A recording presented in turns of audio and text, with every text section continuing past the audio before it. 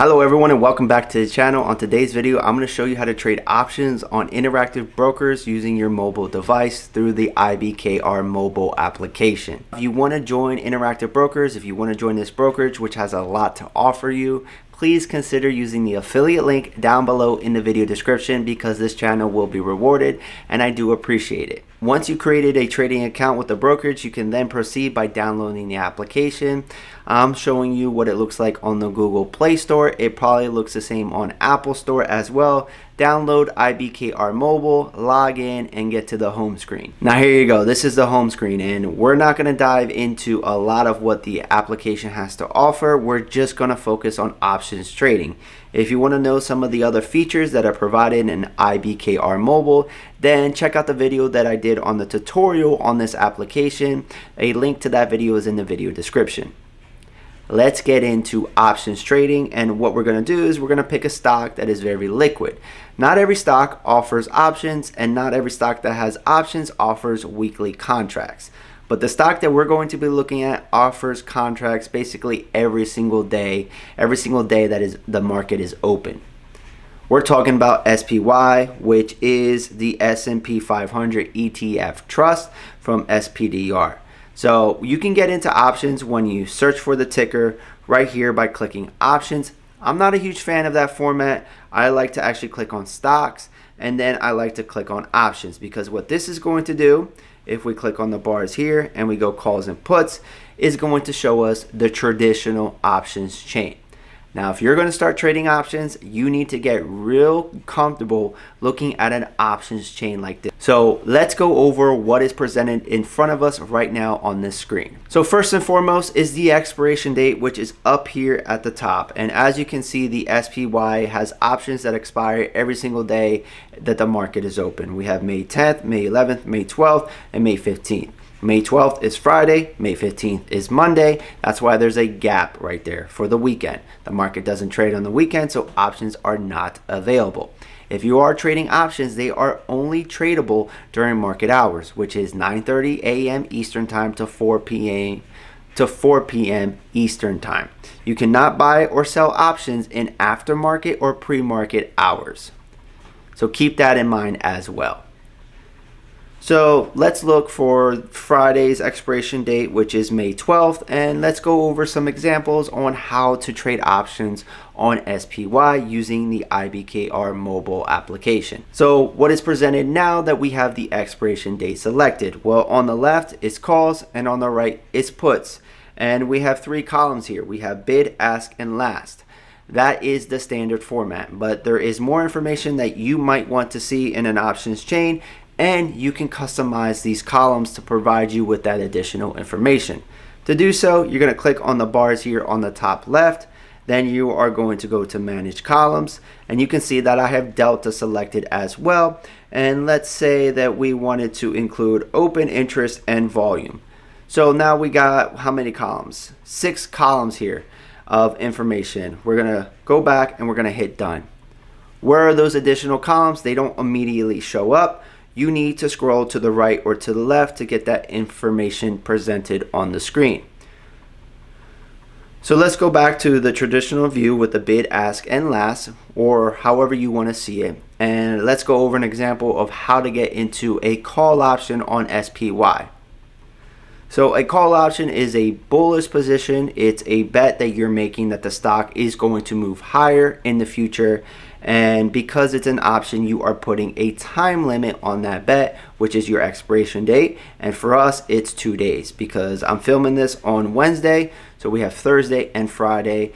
Friday at close is when this call option expires.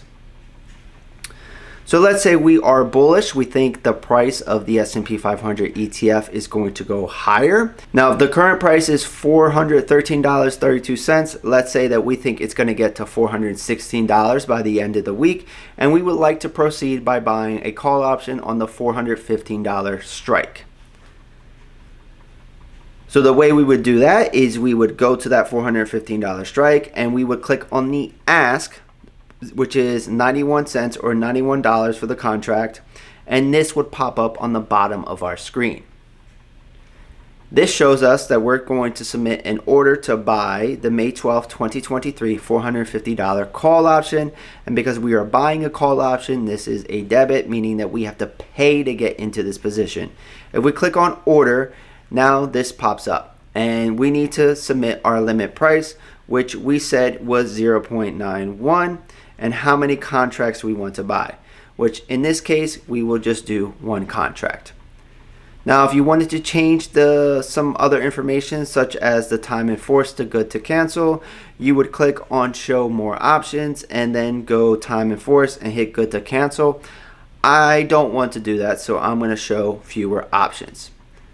Now, if you wanted to get some additional information on this position, such as the performance details, which provides a lot of additional information, just click on the down arrow on performance details to see the additional details. Here you're going to see what your max loss is. Because this is a call option, it is just what we paid to get into the position, so $91.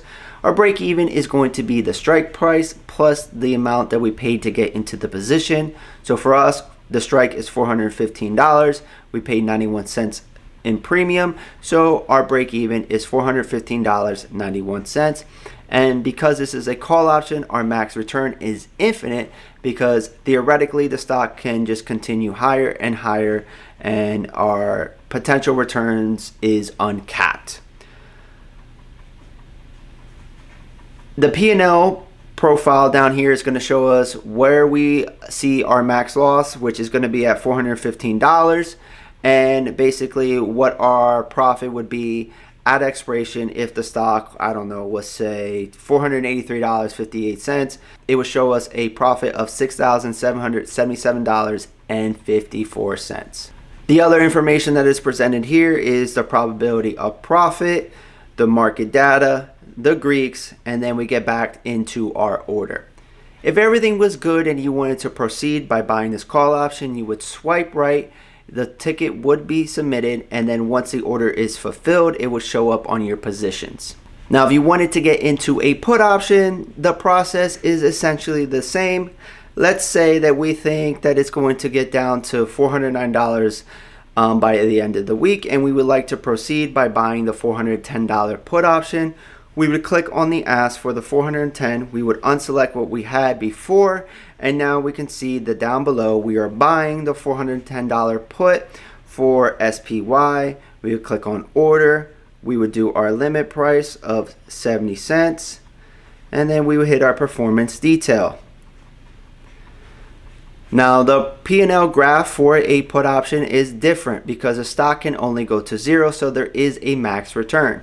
If the S&P 500 for whatever reason hit $0 for the end of the week, our max return would be $40,929. Our max loss is how much we paid to get into the position, so $71. And then again, probability of profit, market data, the Greeks, and then our order entry. If you would like to proceed, you're going to swipe, submit the ticket, and once it's filled, it will show up on your positions. Now, let's say that you had an option on your positions and you would like to close out of that position. You can go to your positions or your portfolio, and then you can click on the position, and then you would hit sell, and up below and then up above, you would see that you have position. You can click on that. You would hit your quantity, you can hit your limit price, and then you can get out of your entire position that way as well. Now, from the home screen, if you want to close a position that you already have open, you can go to your portfolio tab. You can click on a position that you have open. The chart's going to pop up. You can hit sell, and then you can click on position, and your quantity is going to be adjusted to how many contracts you currently hold.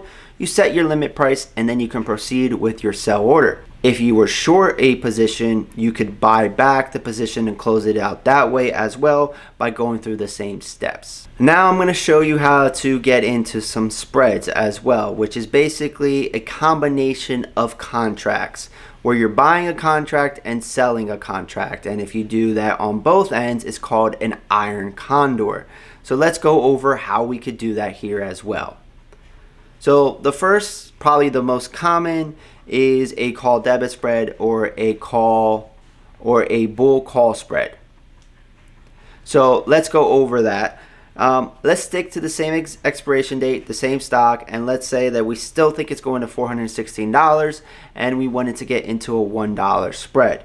Well, what we would do is buy the $415 strike call option and sell the $416 strike call option. So what we're going to do is we're going to click on the ask for the $415, and that is going to start the first leg, which is going long, buying it, and then we are going to click on the bid for the $416. And now you can see that we have 2 legs and it's still a debit. If we click on that order, we enter a limit price of, let's say, 30 cents. You can see that we're getting into an SPY bull spread, 1 quantity, 1 vertical spread, where we're buying the $415 strike and selling the $416 strike for $30. If we wanted to do a call credit spread with the same limit price, the same strike prices, we would just do a sell order, and now you can see that we're getting into that call credit spread because that debit changed over to a credit. That's how you can quickly change between a call debit spread and a call credit spread. Now if we go back to the options contract, now if we head back to the options chain, we can then do something similar on the put side to get into an iron condor. So let's go to the $412 and $411 strike, and let's do the same thing. Let's buy the $412 and sell the $411, and now you can see that we have 4 legs. We'll enter the price of 60, do 1 quantity, and now you can see that we are short an iron condor. If we were to go back to the options chain and we were to swap these out, so let's say we went short the $415 strike and long the $416 strike on the call option, and then we went short the $412 put and long the $411 put, and right here now we are just in a regular iron condor.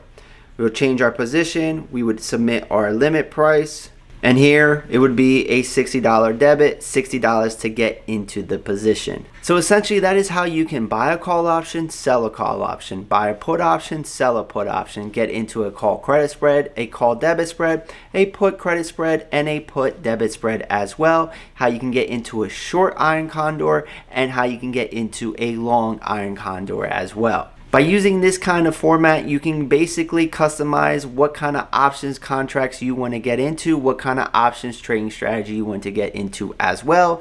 If you were to change the expiration dates, you can get into calendar spreads and other spreads as well. At the root of every options contract, you are buying or selling call options or put options to customize it to manage your risk how you see fit. Options trading is extremely risky. It takes a lot of time to learn how to trade options properly, so know that going into it and manage your risk appropriately. If you have any questions, comment down below in the video description. If you want to have live trade alerts on whenever I get into a position, whenever I add to a position, trim a position, or close a position, live trade alerts are posted on the private Discord server. In addition, other members also post when they get into trades as well. A link is provided down below in the video description. You get access through the Patreon. Outside of that, I thank you so much for your time. It's been real, it's been fun, it's been real fun, and this is We Are Investing. Peace.